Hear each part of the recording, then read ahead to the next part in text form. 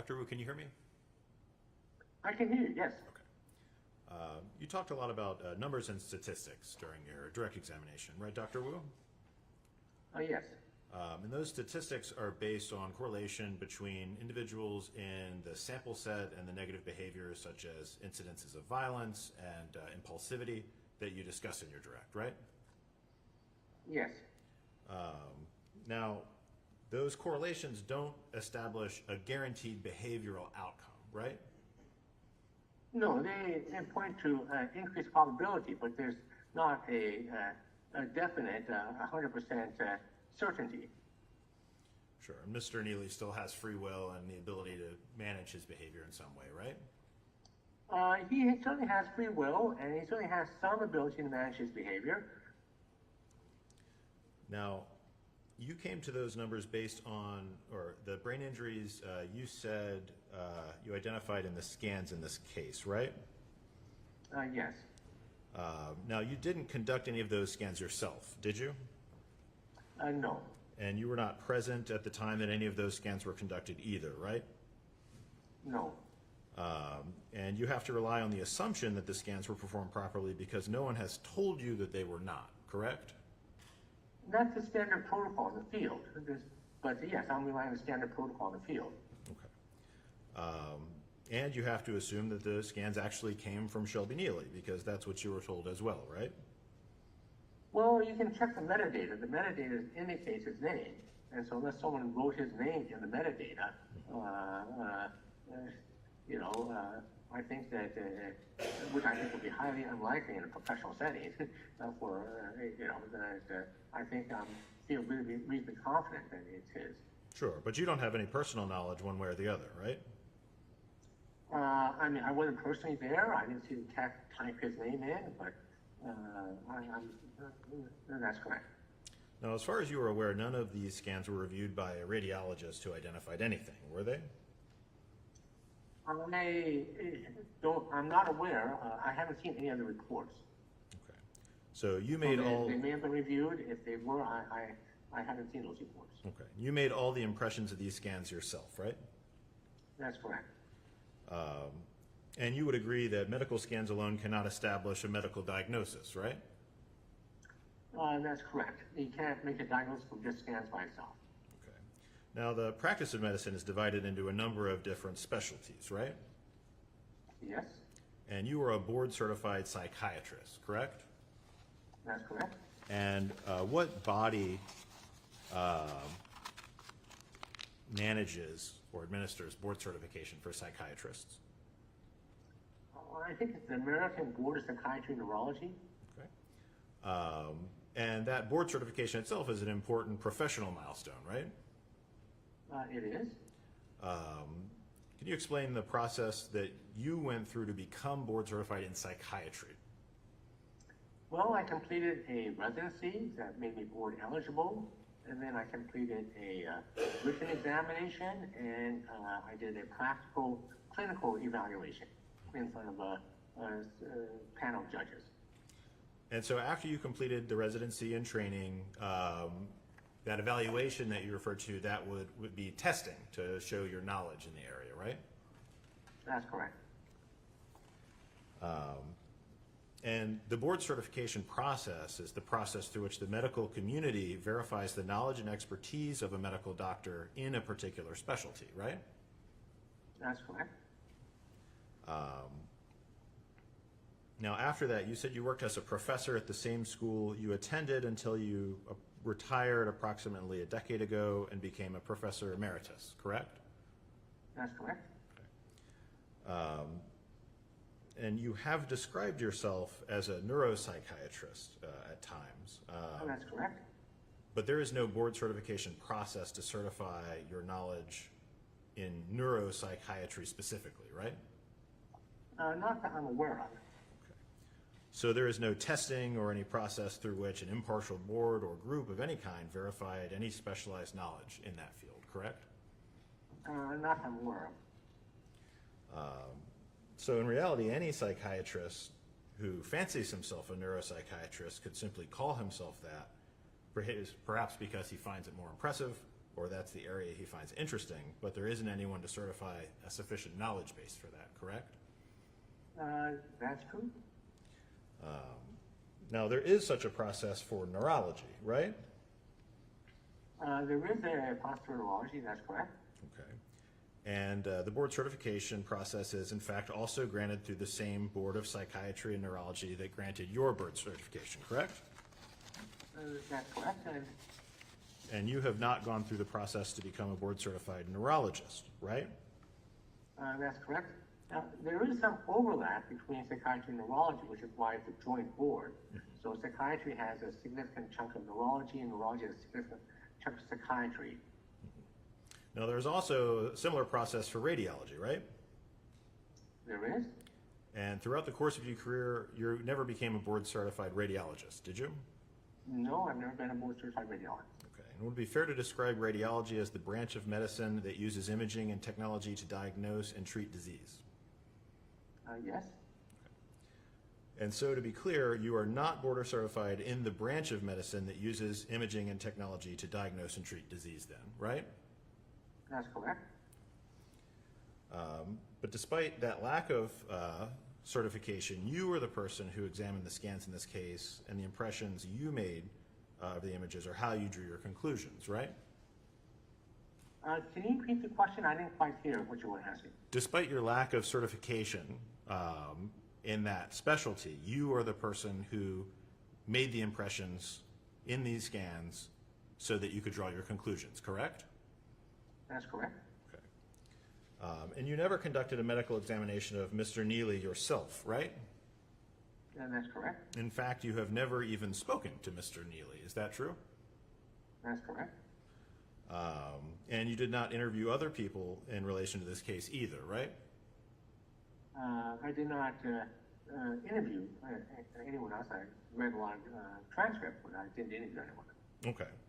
So you based your conclusions on reading older reports and medical records that indicated Mr. Nealy had previously suffered from head injuries, as well as watching the interview with the detective and reading the transcripts of several defense experts, specifically Dr. Woe, Dr. Holmes, and Dr. Campbell, correct?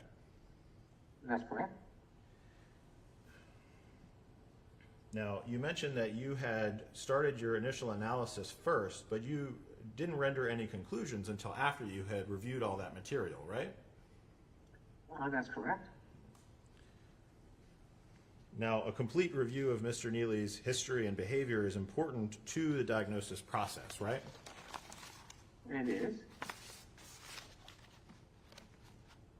And you came to your final conclusions in this case and prepared your testimony after you reviewed the testimony of the other defense experts, right?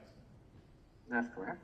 Now, I'm sure the court was shocked to hear this, but your conclusions were essentially that all the problems identified by the other experts were corroborated in what you saw in the scans, right? I believe that to be true, yes.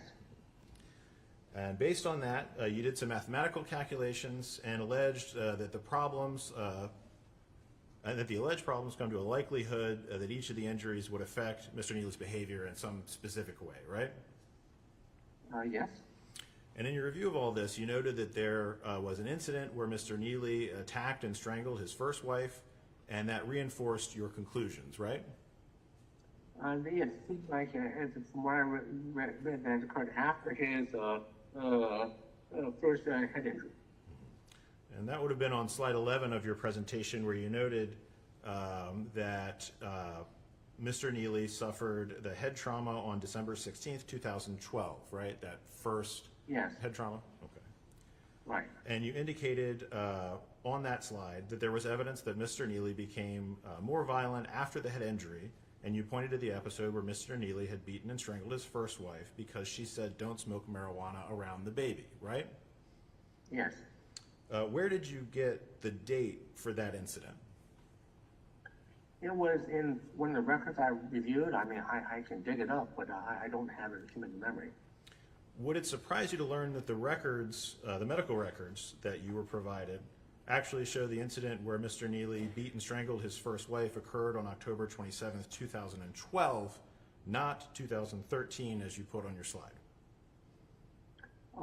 It's possible that there may have been a clerical error in my part.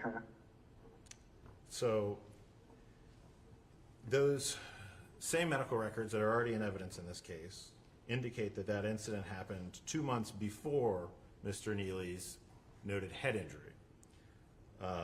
Okay. Now, wouldn't that impact your conclusion about escalating violent behavior afterwards? It would, yes, And in reality, that episode demonstrates that Mr. Nealy had the same violent tendencies before his alleged head trauma, doesn't it? If what you're saying is correct, that the dates were prior to the head injury, then that would be correct.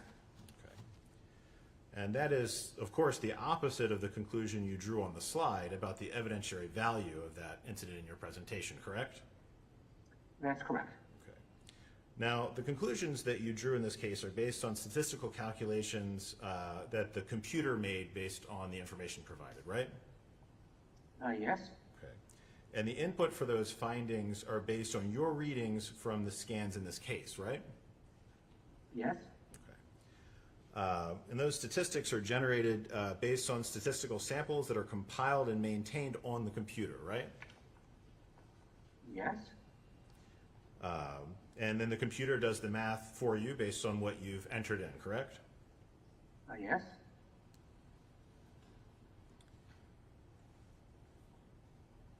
But ultimately, the results are based on the inputs that you've made, correct? Yes. Okay. And we have to trust that the numbers that that you have put in for the computer are accurate for those results to really mean anything, right? That's correct. Okay. Dr. Wu, are you familiar with saying garbage in, garbage out? I am. Okay. Now, you've noticed, or you've noted, the impact of the wrong date on the slide that we've just discussed, and you also noted in your direct examination that there were 2 slides where you put the wrong numbers in the statistics that you wrote out regarding the probabilities from the calculations that you made, correct? That's correct. And you were aware of those errors last week when it came up in the deposition, correct? Yes. And you chose not to correct those between then and now, right? Well, I wasn't sure that I could correct it, and once the slides were turned in and given to you, so I would just discuss it. Okay. Now, if you made similar errors in the numbers that you input into the computer to come up with your calculations to begin with, you would have inaccurate results, right? Yes. And we've already addressed your attention to detail and the fact that there have already been multiple errors just in your presentation alone, right? There were, yes, I've made, I guess the date was wrong and the number of zeros I put in was incorrect, and those would be a couple of clerical errors. Okay. But the court would have to rely on all of the inputs that you made in your statistical calculations to be correct without any way of really checking that. Isn't that right? Well, other experts could rerun the test and they can verify for themselves. I mean, these are all replicable tests. Now, the majority of your work, or at least your income, now comes from fees generated from being hired as an expert witness, right? That's correct. And of that, about 35% of your work is civil, and about 65% of your work is criminal, right? Yes. Okay. And in your work in criminal cases, a whopping 0% of that has ever been on behalf of prosecutors' offices, right? I've never been asked by state attorneys. I'm not adverse to working with them. All right. No, it's slightly entertaining, so I'll overrule you. Good enough for the future, I guess. And you make a lot of money through your work on behalf of defendants, right, Dr. Wu? I make my living through as expert witness currently, yes. And in fact, in this case, despite never actually sitting down or speaking with Mr. Nealy, you've testified about your medical diagnosis based on the reports and transcripts that you reviewed, and you expect to make approximately $20,000 for your participation in this case, right? that will be based on time spent in researching, and yes.